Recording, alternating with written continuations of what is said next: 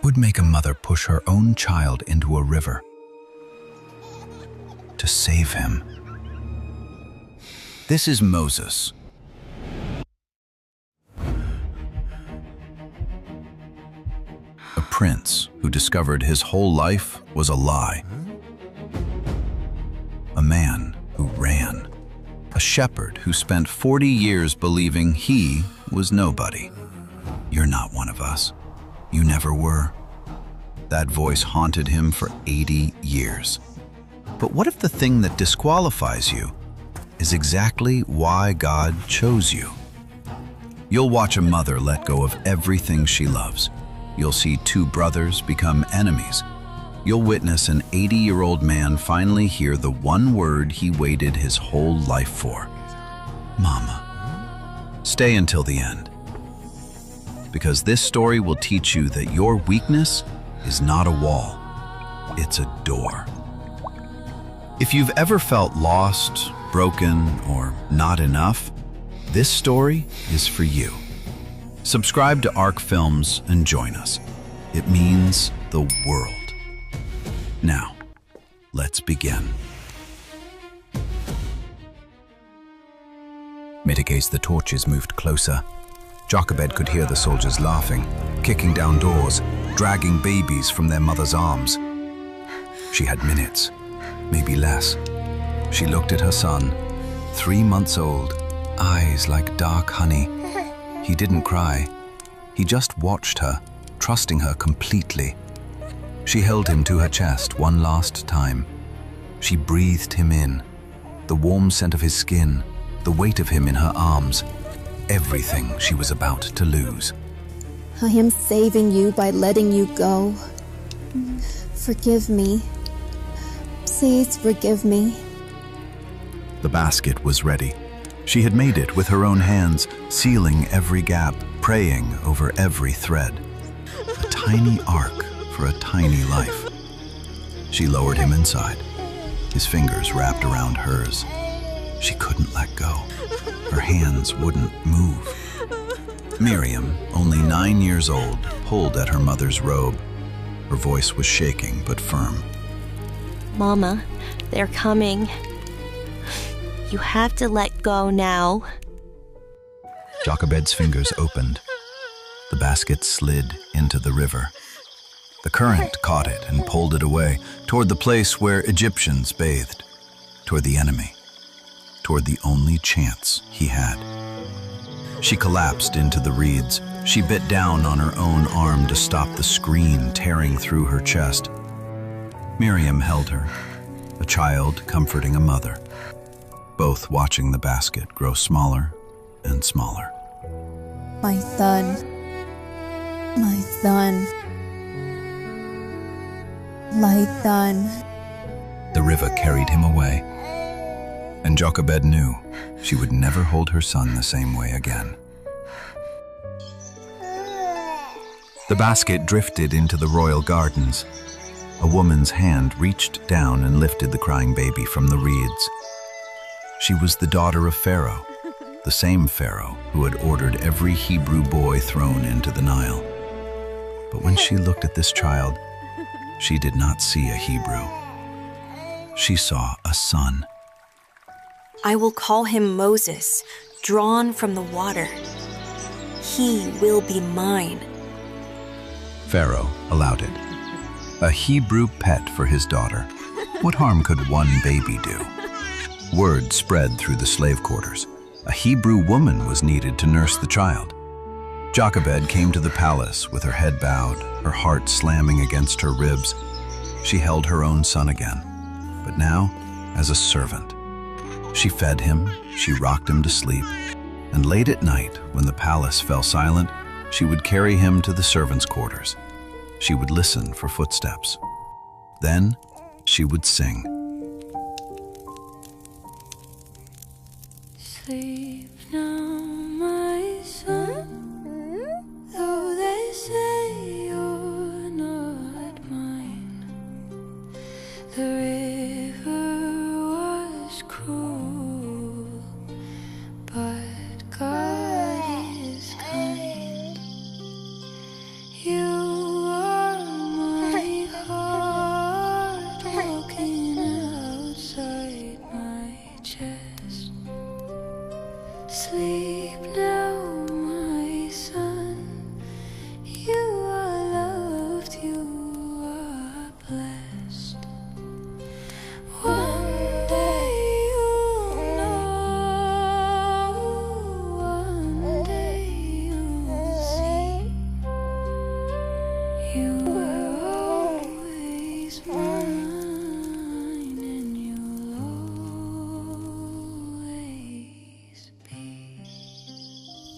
was the only truth she could give him without losing him forever. The boy grew. He learned to walk on marble floors, to speak like royalty. And when he was old enough, he reached for the princess and said his first word. Mother! Jochebed's smile stayed frozen on her face. Her fingernails pressed into her palms until small red crescents appeared. She bowed and stepped backward into the shadows where servants belong. The boy became a young man dressed in gold and silk. He learned to read, he learned to fight, and he found a brother, Ramesses, the prince who would one day rule Egypt. They raced chariots through Memphis, laughing, shoving, inseparable. Two boys who believed the world belonged to them. We'll rule Egypt together. You'll be my right hand, forever. Moses believed him. He had no reason not to. He was a prince of Egypt. He had everything. But some nights, he heard a woman singing in the servants' quarters, a Hebrew melody, the same one over and over. He never saw who sang it. He never thought to ask. But every time he heard it, something in his chest ached, a hollow space he couldn't name. And he didn't know why. Moses was a man now, tall, strong, dressed in fine linen with gold on his wrists. He walked through the palace like he owned it, because he did. He had never known hunger. He had never felt a whip. He had never questioned who he was. Until the afternoon he wandered beyond the palace walls. The construction site stretched across the sand. Thousands of slaves hauled stones under a white sun. Moses had seen this before. He had never truly looked. Today, he looked. An Egyptian guard stood over a Hebrew slave, an old man who had collapsed beneath his load.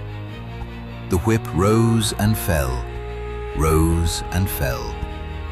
The old man curled into himself, too exhausted to scream anymore. Please, please. I can't. Something cracked open inside Moses. He was running before he understood why. His hands, soft hands, clean hands, hands that had never worked, grabbed the guard and threw him backward. The guard's head struck stone. Moses stood over the body. The man's eyes were open but saw nothing. Sand was already sticking to the blood pooling beneath his skull. Moses looked at his own hands. Golden rings, polished nails. Now red, wet, warm. He couldn't breathe. He staggered backward, mouth opening and closing without sound. Movement in the shadows. A younger Hebrew had been watching. Moses turned toward him, desperate for something, understanding, forgiveness, anything. The man's face held neither. You wear their gold. You eat their food.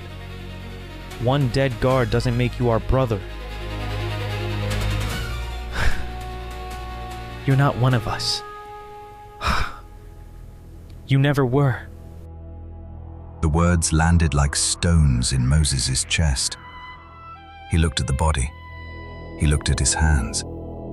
He looked toward the palace gleaming white in the distance. He couldn't go back. But he had nowhere else to go. He ran. Moses walked until his sandals fell apart. Days passed, maybe weeks. The desert stripped everything from him. His strength, his title, his name. The Prince of Egypt dissolved into sand and silence. He collapsed at a well in Midian, lips cracked, skin peeling. He waited to die. It seemed easier than remembering. The sound of laughter pulled him back. He opened his eyes. Shepherd girls stood at the well, trying to water their flock. A group of men shoved them aside, kicking over their jars, blocking them from the water. Moses closed his eyes again. It wasn't his fight. He was no one now. No one helps anyone. But his legs pushed him upright. His hands shoved the men back. He stood between the girls and the shepherds, swaying on his feet but unwilling to move. Something in his eyes made them leave without a word. Then his legs gave out. You can barely stand, yet you fight for strangers. You're either very brave or running from something.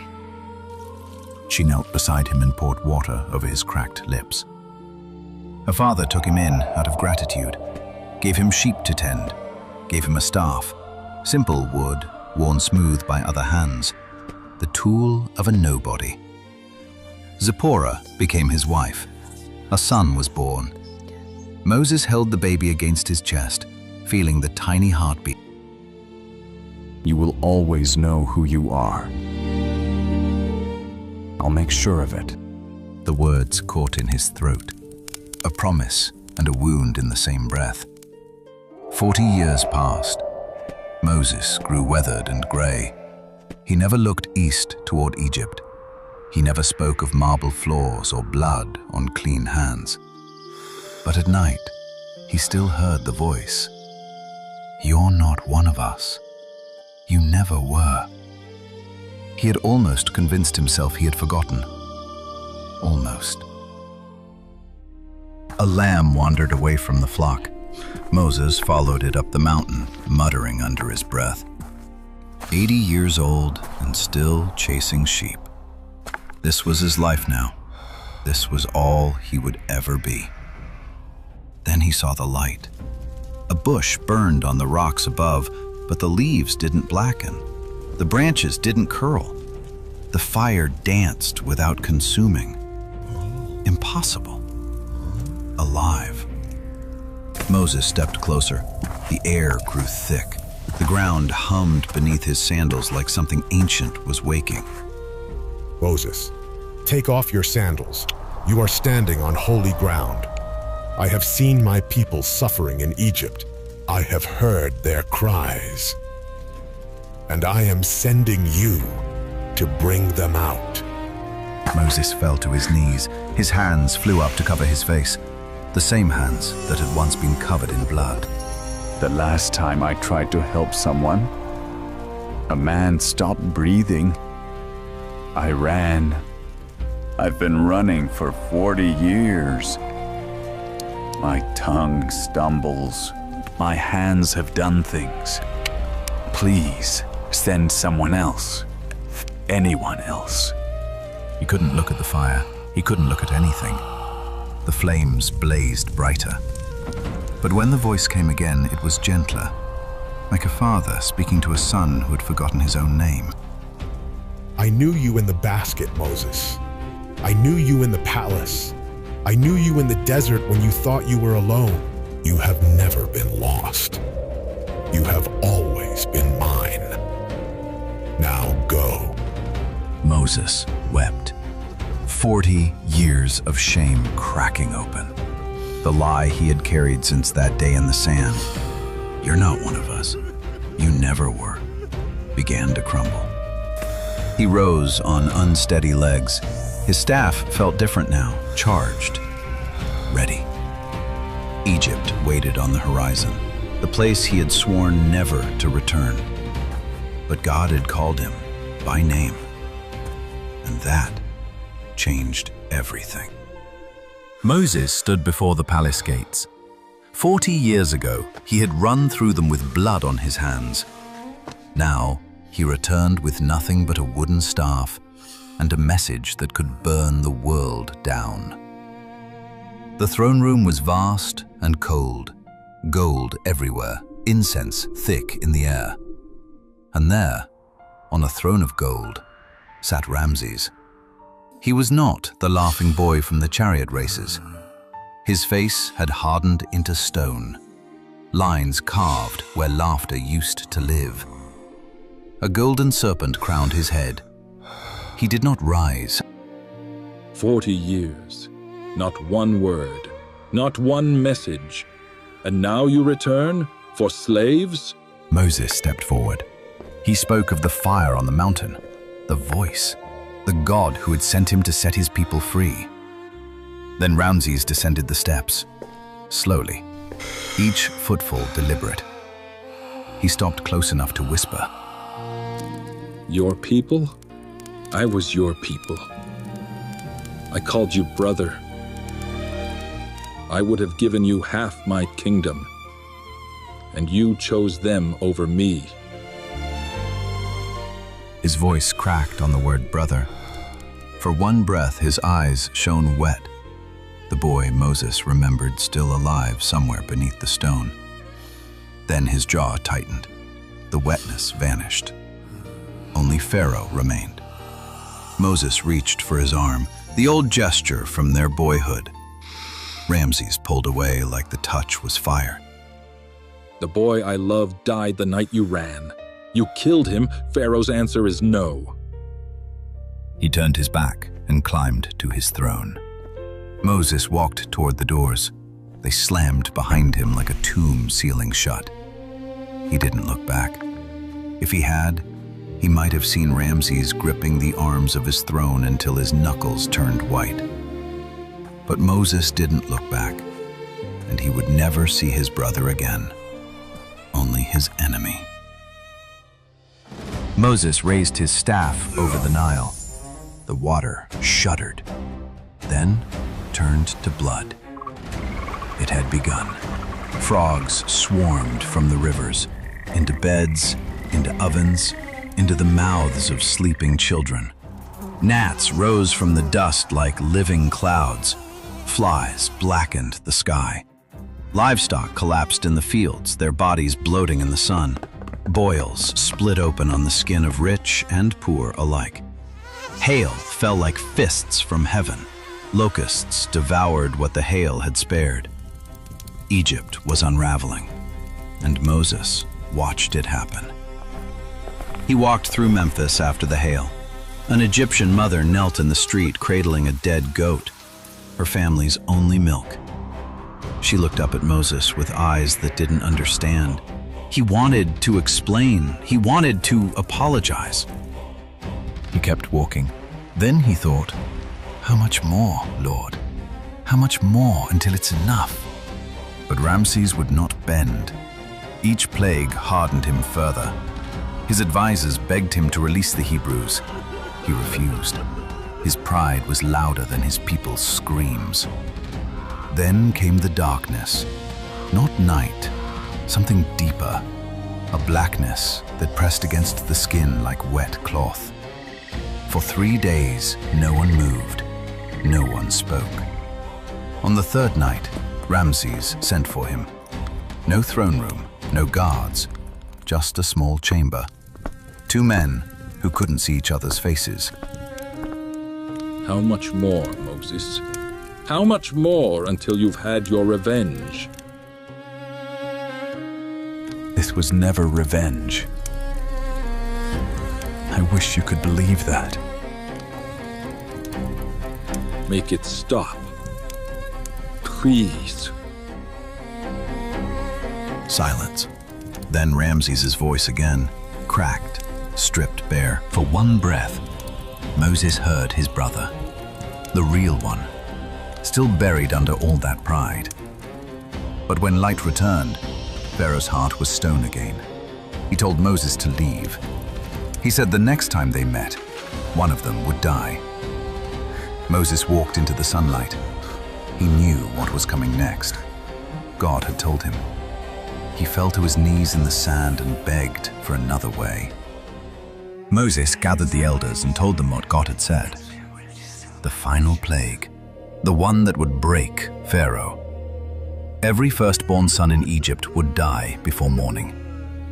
The elders stared. Some nodded slowly, some wept. Moses stood hollow, the words echoing in his skull like stones dropping into a well. That night, he walked into the desert alone, past the tents, past the fires, past the sound of families preparing for a night they didn't yet understand. He climbed a ridge until he couldn't hear human voices anymore. Then he screamed. The river turned to blood. The livestock fell. The sky went black. But this is something else. Children. You're asking me to stand by while children stop breathing in their beds. He grabbed his staff and hurled it against the rocks. It clattered and bounced and lay still in the dust. Is this who you are? Is this who you're making me? No answer. Only the wind returning cold against his wet face. He fell forward, fingers clawing into the dirt. His shoulders heaved. 40 years of hiding, 80 years of questions.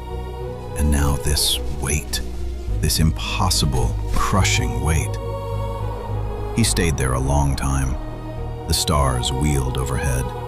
His sobs became silence. His silence became stillness. When he finally lifted his head, nothing had changed. God had not answered. The command had not been withdrawn. Egyptian children would still die before dawn. Moses crawled to where his staff lay in the dust. The wood was cracked where it had struck the rocks. He picked it up anyway. He rose on unsteady legs, wiped the dirt from his face, began the walk back toward the fires. There was no other way, and he would carry this alone. The sun set red over Egypt.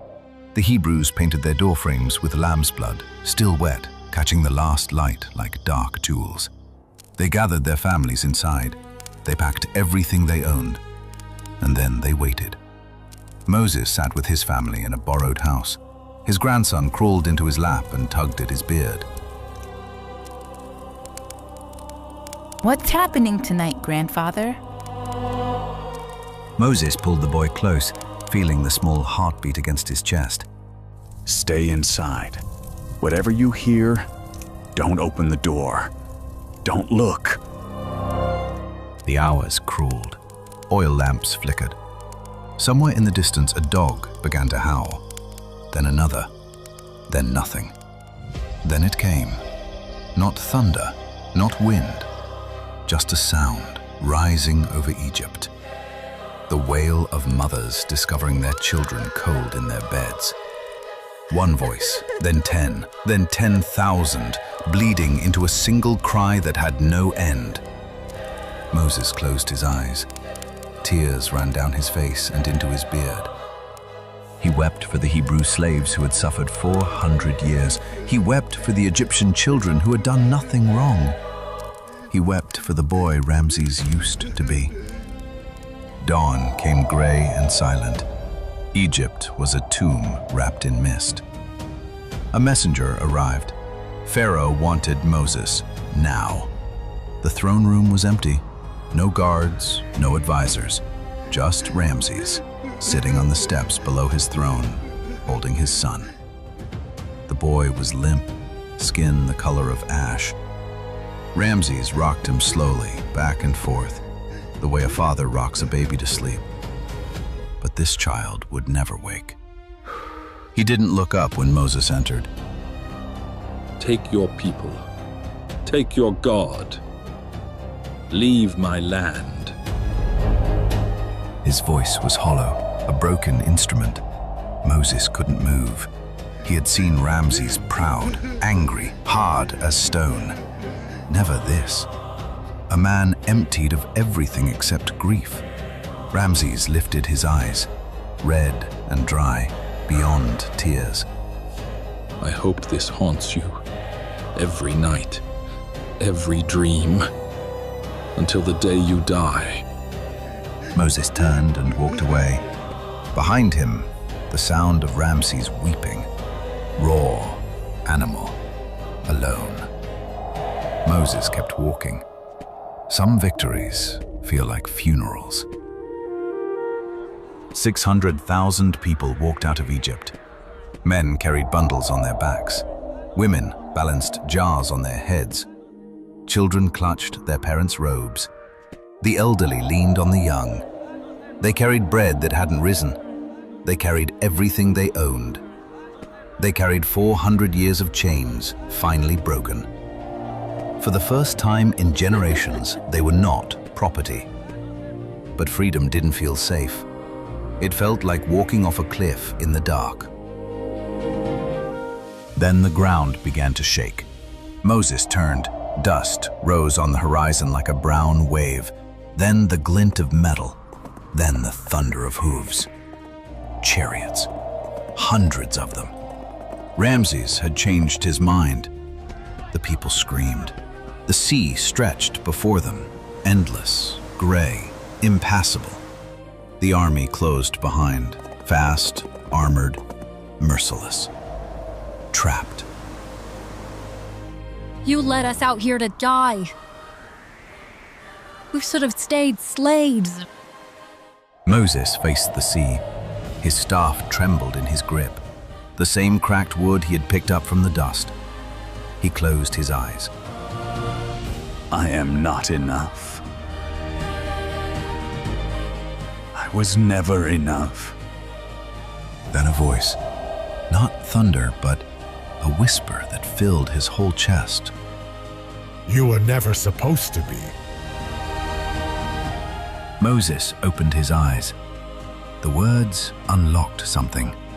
He had spent 80 years believing he needed to be enough. But God had never asked him to be enough. God only asked him to lift the staff. He raised his staff. The wind came like a roar. It slammed into the water and tore it apart. Walls of sea rose on either side, trembling, impossible, alive. Fish hung frozen in the deep. The seafloor stretched before them, dry as bone. Go. Now. 600,000 ran, mothers clutching babies, old men stumbling forward. No one looked back. The last Hebrew reached the far shore as the first chariot entered the path. Moses lowered his staff. The walls collapsed. The sea remembered what it was. Chariots tumbled, horses cried out and went silent. When it was over, the water lay calm, as if nothing had happened. On the far shore, the people stood gasping, weeping, laughing, alive, free. Miriam stepped forward, the girl who had watched a basket float away 80 years ago. She lifted a tambourine. Sing to the Lord, for he has triumphed gloriously. One voice joined her, then 10, then 600,000. The first free song in 400 years. Moses climbed a dune away from the celebration. He needed to feel the weight of everything settle. Below, the people danced. Miriam's tambourine flashed in the firelight. Footsteps behind him, slow, unsteady in the sand. An old woman climbed toward him, white hair glowing in moonlight, frail and bent. She'd been climbing toward him her whole life. I never got to tell you. All those years in the palace, singing to you, watching you grow. I wanted to scream that I was your mother. But I stayed silent, so you could live. I never got to hear you call me mother. Moses took her hand, thin fingers, fragile as bird bones. I know, Mama. I think I always knew. The song every night. I never saw your face. But I heard you. She leaned into him. Softly, she began to hum the lullaby from the palace. Sleep now, my son, though they say you're not mine. The river was cruel, but God is kind. Moses looked at the sea, silver under the moon. Somewhere beneath that water, a basket had once carried a baby toward an impossible future. Was it worth it? Yes, Mama. It was worth it. She smiled. Mother and son, finally. The story of Moses teaches us profound lessons about identity, failure, and a God who doesn't give up on broken people. Moses ran into the desert and hid for 40 years, believing he was nobody, belonging nowhere. Yet God found him in that wilderness and called him by name. Here's the first truth. Your past does not disqualify you. Your worst failure is not the end of your story. It's often the beginning of something greater. But Moses had another problem. He stuttered. He felt unworthy. He stood before a burning bush and begged God to send someone else. And God didn't argue with him. He simply said, "I will be with you." Here's the second truth. Your weakness is not a wall. It's a door. It's where God's strength walks in. And Moses was 80 years old when his purpose finally began. 80. If you think you've wasted too much time, if you think your moment has passed, it hasn't. It's never too late. Jochebed teaches us the hardest lesson of all. She placed her baby in a basket and pushed him into the river, not because she didn't love him, but because she loved him more than her own need to hold him. Sometimes, the bravest thing you can do is open your hands and trust God with what you cannot control. Ramses reminds us that pride protects nothing. He had every chance to yield. Every plague was an invitation to humble himself. But he held on tighter with each one. And in the end, he lost everything he was trying to protect. Those who refuse to bend will eventually break. Moses points forward to Jesus, the one who leads us not just out of slavery to Pharaoh, but out of slavery to fear, shame, and death itself. Your weakness is not your disqualification. It is your invitation. If this story moved you, share it with someone who needs it. Subscribe to ARC Films. It means the world to us. And tell us, which Bible story should we tell next?